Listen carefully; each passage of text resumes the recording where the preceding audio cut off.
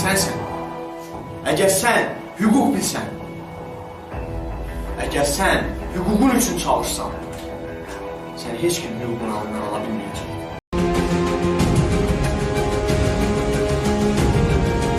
Adam malik, profesyonaldır, parlament olmayana kadar o dediğimiz içtimai, o hemreylik vesaire önünde büyük problemler yaşanacaktır. Çünkü parlament nezareti olmayan yerde ancak ziddiyet dediğimiz meseleler meydana çıkacak. Bak her ikisi əyləşiblər, onlardan əvvəl mən də bir müddət bir dönəm məsəl olmuşam. 95-ci konstitusiyasından sonra bu daxili Milli Məclisin nizamnaməsində bir fraksiya anlaşılır.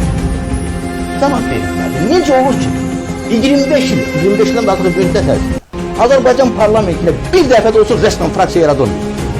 Mən siyasi partiler fraksiyasını qoyuram qırağa. Deyək ki, orada bir yaptan başqa digərlərinin 25'dən artıq məsələ yeri gəlmiş o acayip bir rəqəm. Hakim partiyanın da qrupu hətta yox. Rəsmən qrup yoxdur. Rəsmən qrup yoxdur, təsəvvür edin. Üstəlik də hətta həmin qanunda hansı qanunu pozur? Yox, pozmur. İşləmir qanun. Diqqət edin, 25 il ərzində Azərbaycan parlamentdə bunu mən çox qanun işləyir, aritmetik sistem elə qurulur ki, qoy mən aritmetika uyğun gəlir. Yox, hətta orada, yox, Fazıl bəy, hətta bizdə ki bu, mən yeri gəlmişdən siyasətdə hər cür görüntünü və imitasiyanın əleyhinə deyiləm. Bəzən imitasiya və görüntü real prosesdə çevrilə bilir.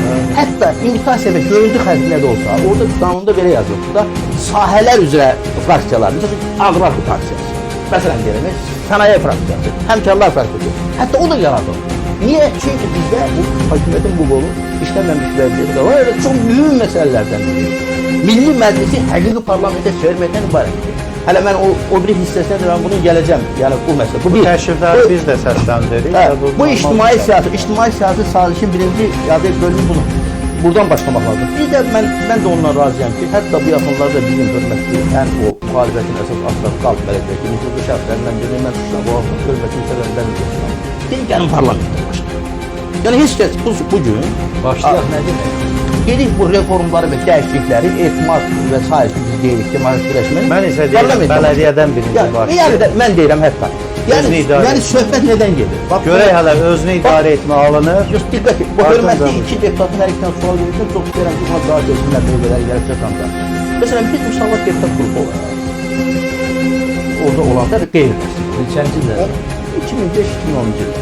11 mənim özümün də imza attım, 11 qanunvericilik təşəbbüsü ilə hətta onların ən azı beynəl iclasda olmasa da komitələrdə o komissiya adlarında müzakirəsinə verir. Hansılardır? Neft haqqında qanun, məsələn, seçki məcəlləsi haqqında qanun, məsələn, PKK-nın terror təşkilatı haqqında tanınması haqqında qanun, məsələn, Xocalı soyqırımı haqqında qanun qəbul etmək haqqındakı soyqırımı haqqındakı qanun, deklarasiya, neçəsi qəbul olundu?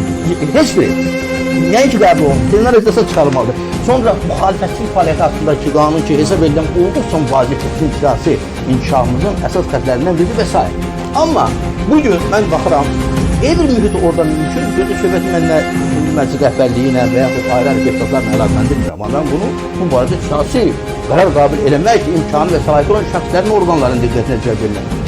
Orada ümumiyyətlə hörmətli Fəzai bəy 6 çağırışlı, mən bilmirəm neçə qanunverici təşəbbüsünün imzasını mən belə deyim. Bütün qanunvericilərin təşəbbüsləri. Yox, əsas verirsən, o heç. Yəni ki, bu vəziyyətdən irəliyə doğru getmək lazımdır. Əgər aydınlıq üçün bir replika verilmər. Bəli, Pənah bəyin dediyi fikrə nə deyimsin? Dərhal qaydacıyıq. Oradan deyilmədi Pənah bəy ən az danışır. Sizə deyilməyib, ona görə çox var. Yox, mən bu yekunlaşdırdım. Yekunlaşdırarsanız yenə söz səndə qalsın. Siz sözünüzə gələcək. Demək, əslində bu günləri parlamentin sədri Sadiq xanım tərəfindən belə bir qayda, əvvəllər olmayan qaydalar bir çoxu tətbiq olunur. Yəni, cari məsələlər bütün iclaslarda əlahiddə bir vaxt qıtlığı yoxdursa, 30 dəqiqə, bəzən də 1 saat tətbiq olunur, cəmiyyətin problemlər deyil. Amma Pənah bəy bir məsələdə haqlıdır. Əvvəllər hələ bu sərbəstlik daha çox olur. Deputatın qanunvericilik təşəbbüsü, irəli sürmə imkanı bu gün məhduddur. Bu da nə ilə bağlıdır? Normativ hüquqlarda, qanunda, müddəalar salındır ki, deputat bir qanunvericilik təşəbbüsü çıxış eləyirsə, mütləq onun ekspertiza rəyidə yanında olur. Ekspertiza rəyini hardan alacaq deputat? Halbuki əvvəllər buydu ki, təşəbbüsü verir və təşəbbüs də müzakirə çıxardır. Komitədə əsaslar olunur, plenar iclasa çıxarılsın, çıxarılsın. Bu əslində nöqsandır. Mən də hesab edirəm ki, deputata bu şamil olunmamalıdır. Mən tutaq ki, hardan ekspert tapıb ki, mənim maliyyə hesablaması aparsın, o da puldur və s. Uyğun normativ aktlar qanuna qəbul olunanda faktiki olaraq deputatların olan qalan formal hüququnu Demək ki, bəzi ya da ikinci məsələn, yeri gəlmiş, həmin qanunda yazılıb, prezident administrasiyasından gəlmiş qanunlara şamil edilmir o qayda. İndi bax, Yəni heç də bütün qanunlar ki gəlir, onlar əsaslandırmadan. Bütün qanunlara mən sizə bir şey. Qanunda elə deyil. Bəzilərində o ictimai əsaslandırma hamısında olmalıdır. Hər qanun arxasında onun əsaslandırılan rəyi gəlir, amma ekspert rəyi deyil. Baxırsınız, o ekspert rəyi deyil. Amma söhbət başqa bir şeydən deyil. Məsələn, bütün AKP daxil olan ölkələrdə təhlükəsizlik orqanları üzərində parlament nəzarəti. Bizdə hələ də bu tərtib olunmur. Bu olmalıdır. Parlamenti ümumiyyətlə ordu, baxın, tərtər hadisələri baş verdi. Deyək ki, müəyyən mənada təhlükəsizlik orqanlarında 5-6 ildə başqa hadisələr baş verdi. Niyə baş verdi? Parlament nəzarəti olmayan yerdə bu hadisələr qaçınılmazdır. Ona görə bu olanda artıq hansısa bir siqnallar gəlirsə, deputat buna reaksiya verir. Bəzi məsələlərdə mən hesab edirəm ki, mənim haqlılıq var. Demək, mən davam edeyim, kısaca çalışacağım belə. Yəni Sistemdə partiyaların funksiyasını genişləndirmək üçün indiki seçki sistemindən biz seçmeliyiz qarşı sistemindən. Orada profesyonel və majoritar seçki sistemi tətbiq olunmalıdır. Təbii ki, milli məclislər seçilən deputatların sayı artı ola bilər və olmalıdır. Əgər bir olarsa, artıq o fraksiya məsələsi öz-özlüyündə öz səlini qalır.